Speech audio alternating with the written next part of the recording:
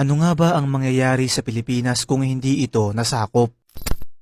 Mga kaibigan, isa sa pinakamalaking palaisipan sa ating bansa ay kung ano nga ba ang mangyayari sa ating lahat kung hindi tayo nasakop ng ibang lahi. Ayon sa ilang mga teorya, ay maaari daw na walang nabuong isang bansang Pilipinas dahil sa dami ng mga isla, iba't ibang mga tribo, kultura at paniniwala na dahilan upang magkaroon tayo ng kanya-kanyang kingdom o kaharian mula Hilaga hanggang Silangan. Ang mga mamumuno sa atin ay ang tinatawag na Datu, Raja, Lakan, Sultan at maaaring ang mga sinasamba nating Diyos ay sinabathala at mayari.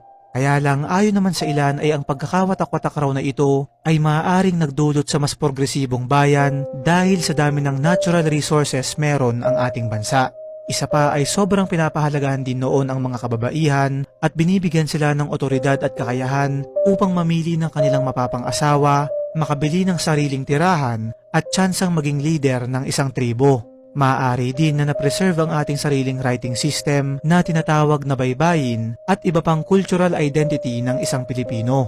Nito nga lang nakaraang taon 2024 ay ginawa nila ito ng palabas na pinamagatang The Kingdom na pinagbidahan naman ni Vic Soto at Piolo Pascual. Ikaw kaibigan, ano sa tingin mo ang nangyari sa ating bansa kapag hindi ito nasakop?